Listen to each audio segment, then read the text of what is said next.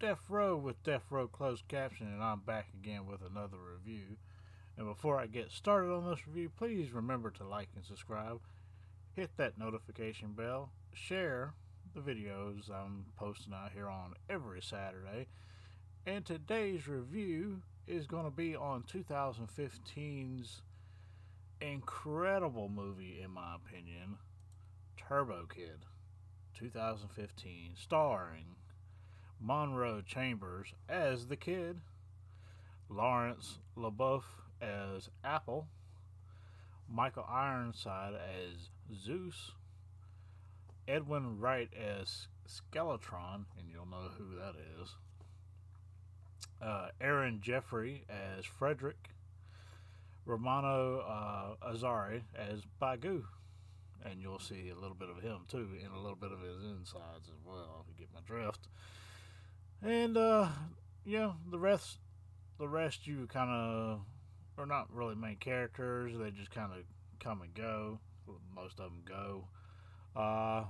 So let's get started on 2015's Turbo Kid, the awesomest of Turbo Kid 2015. Not to mention the soundtrack is the most badass soundtrack, in my opinion. I have the soundtrack on DVD and record. Love this soundtrack of this movie by Lee Mattis, which is the band name, and it's new age retro, whatever you want to call it. Sync, what is it called? You get my point. So let's get started on synthwave, whatever you want to call it. Yeah, that's what I meant to say. Synthwave type stuff.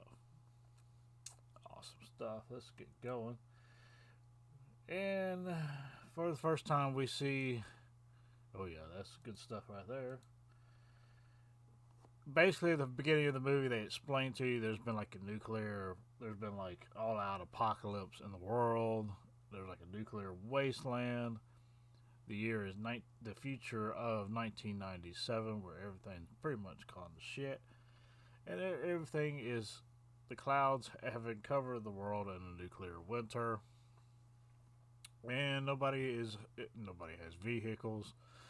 They basically just have bikes, or for the most part BMX bikes, which are the cool ones in this, to get around on.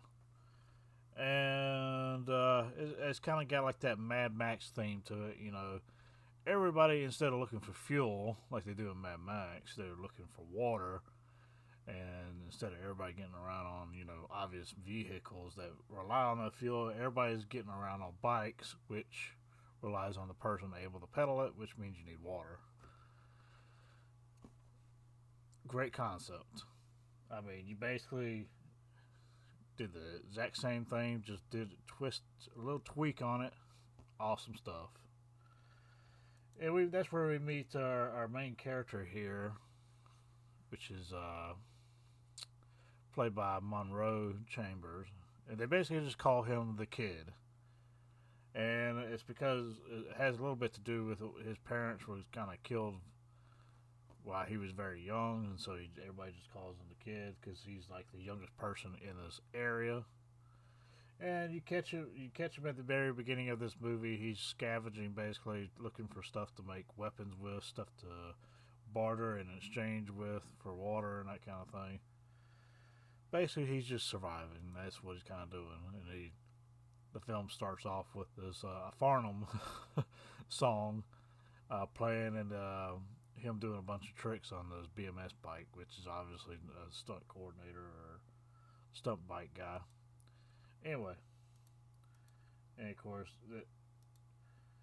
this is filmed in New Zealand and Canada. From what I understand, it was partially filmed in New Zealand and Canada. So you got those two areas that collaborated with.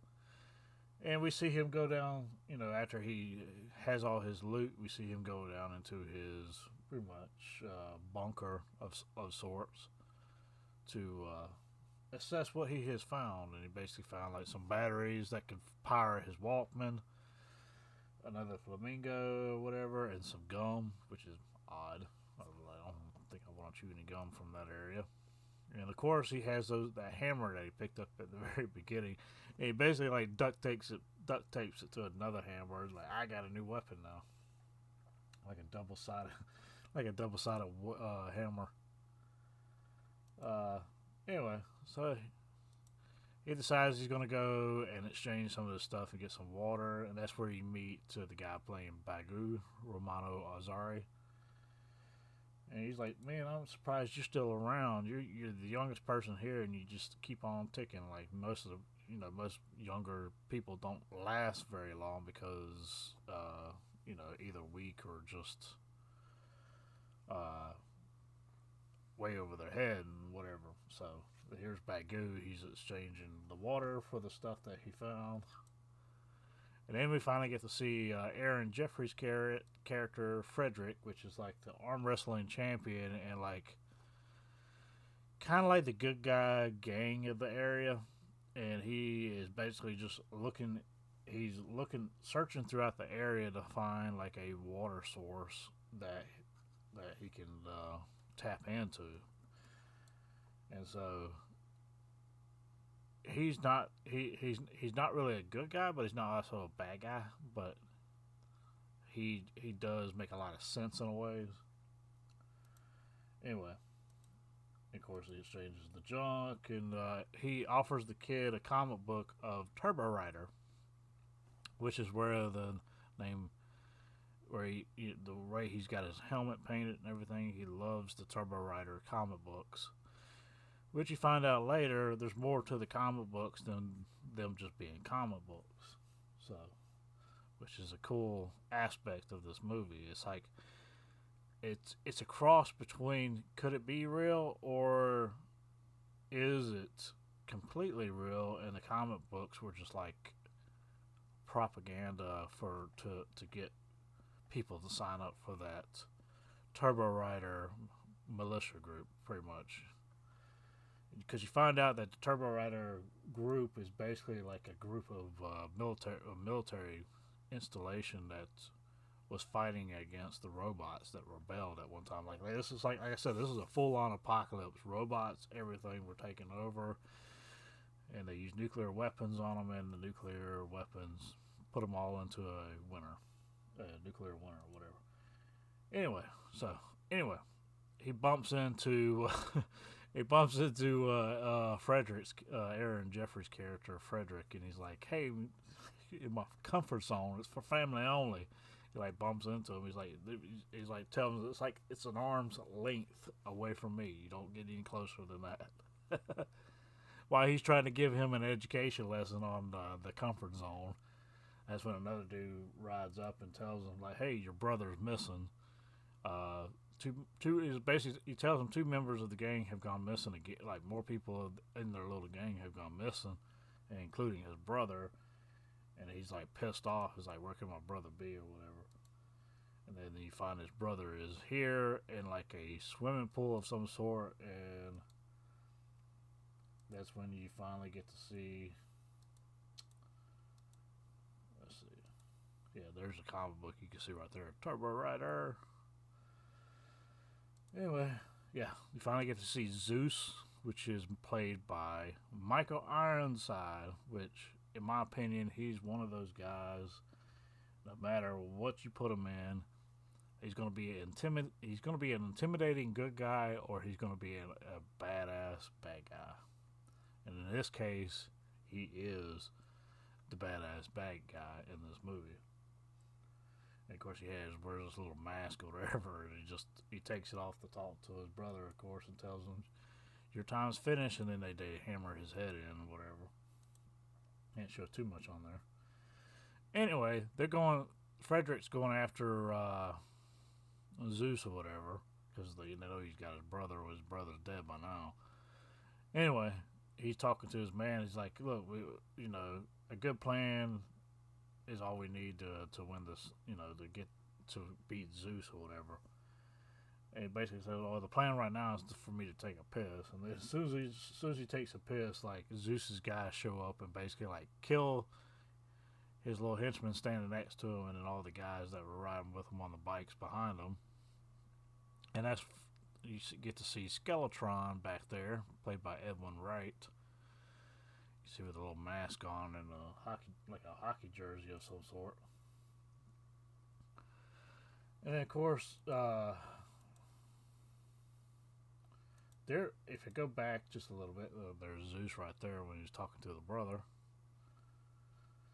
Anyway, if I go back a little bit, all right, this is where I had to go back because I didn't want to miss this part.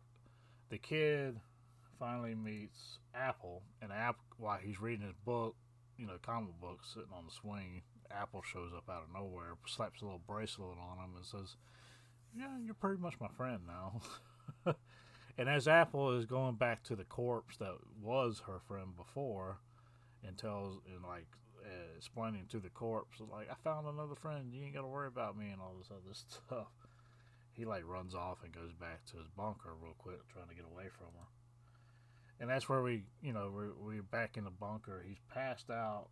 He knocked himself out on accident because he was trying to get away, and then realized she was there all of a sudden because he followed her. So yeah, there you go.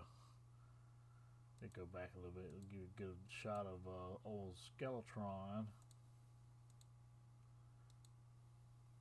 Anyway, as he's knocked out, though, he does have a flashback of his mom or whatever, mom and dad. So you do see a little bit of them for a second. You don't really know what happened to them, but at this point in the movie, but you do find out later what happens. And of course, you got Skeletron with this weird ass contraption that throws saw blades and shit out, which is. Don't know if that could actually work, but it is cool. Anyway, so there she's looking through all his stuff, and he's like, "Hey," and he tries to go into this whole thing about a manly space bubble and all this other stuff, trying to explain "Hey, you don't need to be, whatever." And she doesn't understand a bit of what he's telling her. He's trying to act. He's basically trying to act like Frederick. He kind of looks up to Frederick a little bit. So then, because she's pretty much staying attached to him wherever he goes, he's telling her his personal rules for the Wasteland or whatever, and he comes to the conclusion we got to find you a bike because everybody around here has a bike. It's the fastest way to get around. And then. So that's when they go, and then we come back to Frederick, and he's been caught by Zeus's men. And of course, all Frederick's guys have been killed off by Zeus as well. And old Skeletron's gonna sit here and mess with him over some blender blades and fire, as you can see here. Let's see if I can get this shot in. Love this mask, by the way. Wish they would sell that as a Halloween costume. I mean, the mask, that is. Pretty cool stuff. Anyway. So yeah, they have these blades that are for a blender or whatever, and they got them sitting on each side, and and Zeus is wanting Frederick and Skeletron to arm wrestle like he was before the other guy. But over some blades with fire. And instead of doing that, Frederick punches one of them out, punches the other one, puts his face down in the blender, whatever he's gonna try to escape. Yeah, it does that shit right there with a blender. But Skeletron over here just chops his hand off with one of his blades, and he's like, "Mother, you know what?" And anyway, so back to the kid and Apple here. He's talking about his rules and stuff, and he ends up. He's like, "Hey, you gotta create your own weapons out of stuff that you find around or whatever." And he ends up finding a bat that was cracked in half at the end of it, and he takes a garden gnome, and duct tapes it to the end and gives it to her. He's like, "This is your weapon." And she's like, "This is my gnome stick." And yeah, pretty much it. Anyway, so yeah.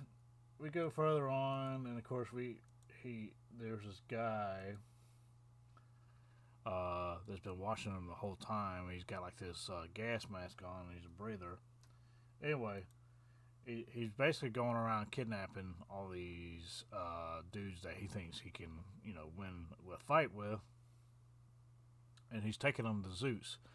Because come to find out, as you find out later in the movie, the way that Zeus is getting water is he is grinding up humans and filtering them up into precious, clean water. And so this guy with the mask on and the protective hat that looks like Raiden, kidnaps Apple to take him to Zeus and sell her pretty much for grinding up. Anyway, yeah, see, he's got like a little gas mask thing going on there. Anyway, he was going to try to kidnap both of them, and Apple got caught, but the kid got away. Well, as the kid is getting away, he like falls off his bike and lands on like this step, like this door into a spaceship or whatever of some sort, or not, just a ship.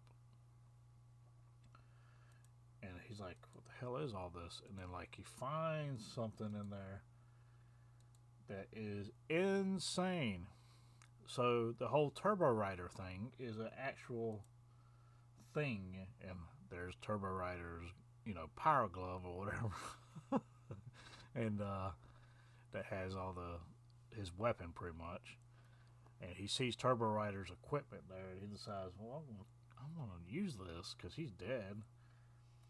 And then like the person on the screen tries to go back, and of course he doesn't use Turbo Rider's helmet because it's all fried up. He puts his helmet back on. I'm trying to get to a shot where you see the guy on the old ass TV screen. There he is. So yeah, you see this guy on the little TV screen down here, right in the middle here. He goes on to explain like why Turbo Rider is where he is and what his mission is, and it's basically the Turbo Rider guys were put out there to eliminate the robots who were causing all the chaos, including probably setting off the nuclear weapons and that kind of thing. And Turbo Riders, or the Turbo Riders or whatever, because I think it's like I said, I think it's like an actual militia group in this movie. I don't know if it's just one person like the comic book insists it is. And they basically go around they're like a special unit that fights off these robots. And apparently this one crashed, and his equipment is left there, and the kid accidentally discovers it, and that's how he ends up. He basically uses his own helmet, but puts all the Turbo Rider stuff on his, all the equipment. Let's see. Show you a good shot of him with it on.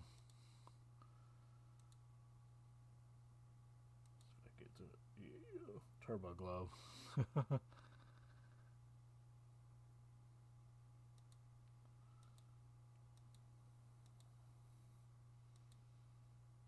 Let's see if I can get it right.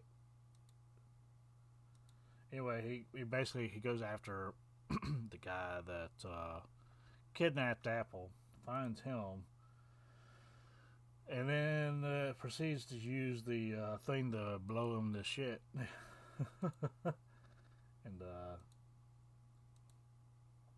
I don't know if I can catch that in there or not.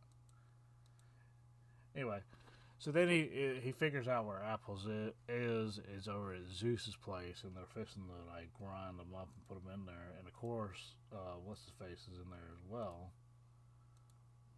And the Turbo Kid's like, you better let him go. He's like, what exactly is your superpower? He's like, because he tells Zeus that he's a superhero and he's there to help save his woman or whatever. Anyway, of course, Frederick's in there with him, and he's like, dude, we all got to work together to get the hell out of here. And then he's like, look, we need to split up. We need to take one at a time or whatever. And then she takes the gnome stick and just starts beating the shit out of the one dude. He's like, and then Fred's just like, I think that was our cue to start.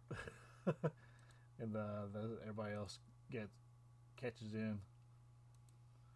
And of course, Zeus is pissed off because they basically kicked everybody's ass that they were supposed to kick, and he ain't gonna let them leave. And so, let's see if I can get back to it. In the process, they do end up escaping, but Apple is shot, and that's when he finds out that Apple is actually a robot and not a real human, and she's a companion robot. So that's the reason she's so hyper, so friendly and all this stuff. She's basically just there to be somebody's friend. And the last guy passed away, and she basically just went to the next person that was in line, that ended up being him, that she came across, and that's her new friend. And that bracelet that he has on his right arm right there basically ties him to her. It can't not be taken off unless one of them dies, and that's why she had to stick with whoever it was before they died. She grabs the bracelet, puts it on another person, and then blah blah blah. Anyway, she is shot by Zeus during the whole fiasco with the blender stuff, and she says to him, "Here that the bioelectric transmitter is damaged," and she shows him like the hearts on her wrist. It's like, if the hearts go out, I'm dead, pretty much. Anyway, so that's what she's trying to tell him, and then they meet. They meet Bagu again, and Bagu's like, "Look, I don't want to have nothing to do with this. I'm trying to go on vacation. I'm going away from here for a little while because Zeus is a little bit pissed, and I don't want to be around when he's pissed."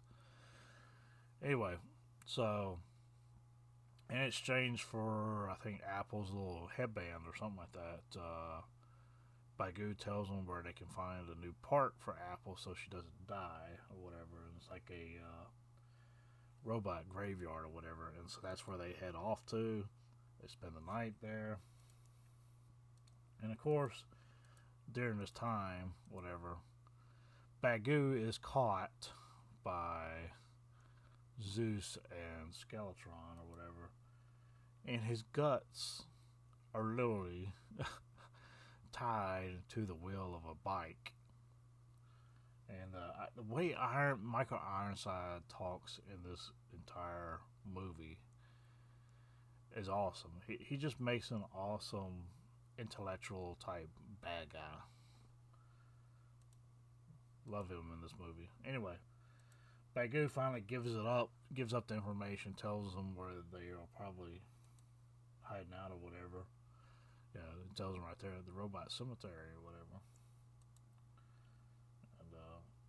Bagu thinks they're gonna let him go, and like Zeus is like, "No, we wasted a lot of time setting this up to tie your guts to this wheel. We're gonna start pedaling." He's like, "I'm sure you'll understand. We put a lot of time and effort into this, and we want to do it." Like, oh, there you go. He's like tied to his guts, and they start pulling it out. Yuck. Anyway, cut back, and Skeletron has caught up with the kid and Apple. They try to escape a little bit, and they escape, but they fall. He falls into the there's like radioactive gas at the bottom of this road that they lead up to, where it's like dead ends or whatever. The kid is able to take out 3 of them, but Skeletron himself he's not able to take out, and that's when Skeletron bumps him, basically cuts her head off. The kid catches her head and then falls into the nuclear mist or whatever at the bottom of the robot cemetery. And he basically carries her head over to another robot body to try to see if he can get it attached. But by that time, he passes out. And as he comes to, as he's passed out at this point, you'd find out exactly what happened to his mother and father. and his mother and father were killed by Zeus and Skeletron over the water, pretty much. And what happened was Zeus was trying to figure out where his mom and dad were getting the water, and they were not going to tell him, or they pretty much took the answers to the grave, and Skeletron and Zeus kills both of them right here. As you can see here, Skeletron slices his dad in two pieces right here. Because after you see this part right here where the blades go through him, he like chunks of himself just come apart and he falls to the ground or whatever. And then, of course, they shot his mom. You see here his mom on the ground right here with a blade in her chest from Skeletron. And Zeus has got shot, and the Zeus was shot in the eye at this point by not Skeletron, by the mother, which is why she got a blade to the chest, and Zeus is going to take his revenge by knocking her up in the head with his club or whatever. And that's when the kid shows up and with his little toy gun, as you can see here, and starts shooting at him, and they think it's funny and everything. And Zeus tells Skeletron to just let him go. He's too young to last out here in this wasteland anyway. He probably won't last long at all. Little did they know, See if I can get to a different spot here. Of course, yeah, the mother's dying with a blade in her chest. And then you see him waking up. The kid's waking up on Frederick's bike, because Frederick's bike has like a little side cart on it or whatever where somebody can sit. You see him waking up, and Frederick's like, you're lucky I found you before that gas pretty much made you or killed you or whatever. And then like he's like, look, I'm going straight for Zeus now. I want to kill his ass.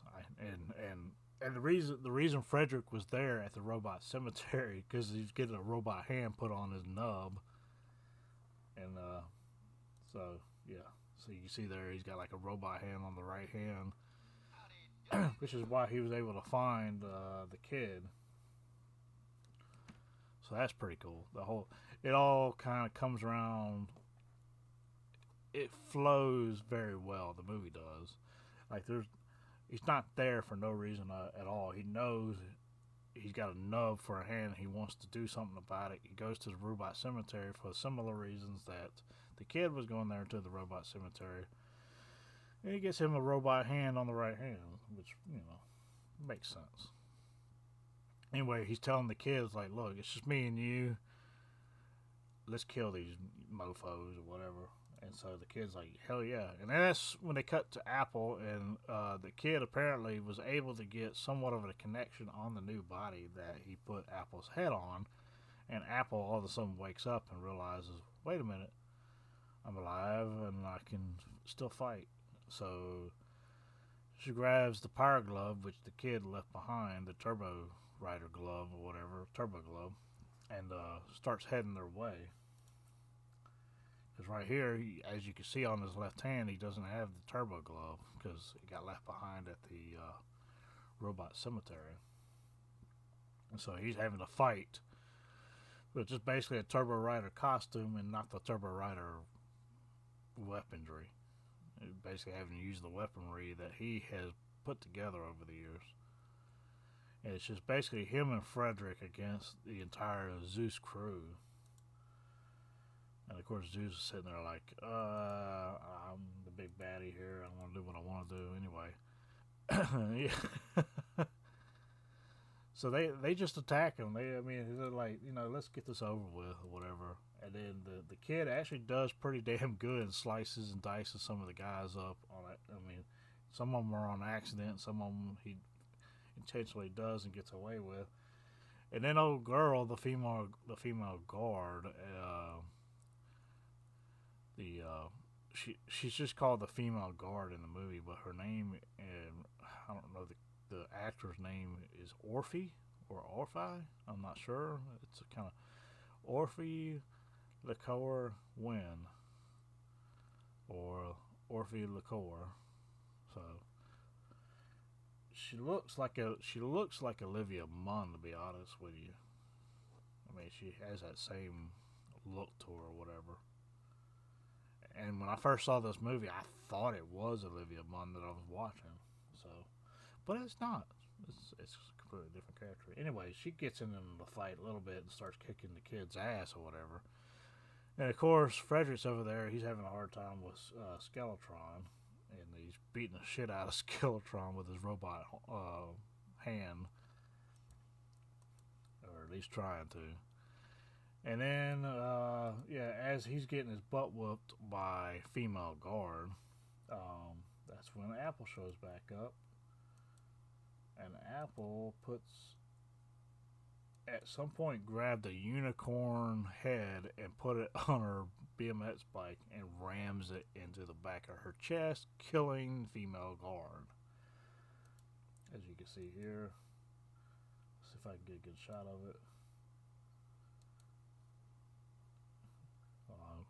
Might show you right here. You see that unicorn coming. She put a unicorn on the front of her bike, and she rams it into her, killing her. So that's the end of her there. She dies, and he's like, "I thought you were dead," and she's like, "No, no, no." Because at first Apple's like, I wish you didn't start without me," and he's like, "Well, we thought you were dead." She's like, "No, no, no, no," or "I wish you didn't leave me," or whatever. And then he's like, "No," she's like, "I wish you didn't start this fight without me," or whatever, because she wanted to be in this fight too. Anyway, and then what's his face again, coming up with that damn gun again. Zeus ends up shooting Frederick in the arm, knocking him out, and then shoots Apple. And then that's when because Apple was able to get the kid's Turbo Rider glove back, and that's when he gets pissed. He's ready to go, and then he's like, "Let's go, man." So he puts that glove on and he starts just heading their way. And every time he shoots one of these guys, it just blows into a mist of blood and gore. So here comes Turbo Rider, buddy, or Turbo Kid. He's like, "Ooh, blow up, more blood." And of course, she's not down for the count just yet. But he realizes that he shot Zeus at one point in this whole fray, and he gets back up and he realizes, wait a minute, Zeus is not a person; he's a robot. And apparently, Zeus was created based on the guy that the kid had originally met that killed his parents. It wasn't Zeus. He was a corporate. He was a corporate guy who had a corporate companion robot, and this was the corporate companion robot. And Michael Ironside, like I said, love that he plays this character, and he explains this whole thing about how he's the perfect corporate companion because he was able to cut the waste, including his own boss and his own likeness, and he became the new boss. So, and the only reason he wore the eye patch was to make everybody believe he was still a person and not a robot, as you can see here. And so, he starts to build up this energy beam and starts to project it towards the kid in the apple. And the kid had already run out of power on his power glove or whatever, or his turbo glove. But as he's being shocked by the robot laser that he's fixing to use, it charges up his glove really fast for some reason, and he's able to fire another shot, as you can see here. It, like, all of a sudden, like, he was down to nothing, and it charged it back up to 6 bars before before Zeus got a chance to shoot it off. And then he kicks the little bomb they had on the back of the bike towards him, and then shoots the bomb right next to Zeus, and then blows Zeus to smithereens. Anyway. And of course, Apple, she's not going to survive now, so because she got hit, I think two times by Zeus's bullets, and the new body's not going to hold up anymore, so she's gone. The robot Apple is gone, and that's pretty much how it ends on this part. Well, no. What happens? I forget. I'm sorry. So she's shot. Well, when he kicks the bomb over to Zeus and blows the bomb up, Apple gets in front of the shrapnel and keeps the shrapnel from hitting the kid. So she pretty much saves the kid, Turbo Kid, from getting hit with shrapnel. Saves him for the second time, and then she passes out. She's for real dead this time around. And we cut over to Frederick, and he's probably, I can only describe it as he's like a parent that is proud of his kid for the way he handled himself in this whole ordeal. The look on his face and the way he's talking to the kid at this point, like, he just loves this kid, you know what I mean? Because the pure heartness of the kid just wanting to be a hero and take down the bad guy inspires Frederick to do what he's got to do as well. So this look on his face is perfect. Like, Aaron Jeffrey playing this character, awesome. He pulls the character off very well. He's talking to the kid and everything. He's like, kid, where you set that bomb off, you found the water that's under the ground, like a well, a spring, or whatever. You see that later on, that when he blew that bomb up right next to Zeus or whatever, it hit a fracture in the ground that ended up being a spring of water. So they had all this fresh water under the ground now. And basically the kids, leaving Frederick in charge of this area, and the kids wanting to go explore more of the Wasteland as Turbo Kid to just get out and see more instead of just staying down in his bunker and everything else. And he's gone ahead and buried Apple and everything. He's like, it's time to move on or whatever. So Frederick's staying behind, but Frederick's like, anytime you need anything, you call on me, kid. And it's pretty cool because it's almost like a father-son moment here. Pretty cool stuff. I thought they did a real good job relating those two together, bringing those two together in this movie. So awesome. And then that's the end of the movie. Love this movie. I can't say enough about it. 2015 Turbo Kid. It's got elements of Mad Max. It's got elements of Post-Apocalyptic Wasteland, Nuclear Winter. It's got new wave synth in it. The soundtrack is perfect in this movie. I mean, this movie has everything going for it. I even like the gore in this movie, like the bloody gore. And the bloody gore reminds me a lot of Peter Jackson's first years. Like, when you go back to his movies like Dead Alive or Bad Taste. That's what the gore in this movie reminds me of. And it's that nostalgia of the way they do the gore and everything. And then you had the soundtrack, and then you had the very well acted characters in this movie. This is a 5-star movie all day long for me. Period. I put it at 97% on Critic List because this is the future, 1997. So, yes, this is a 5-star movie for me. This is Turbo Kid 2015, and this is me, Deafrowe, out.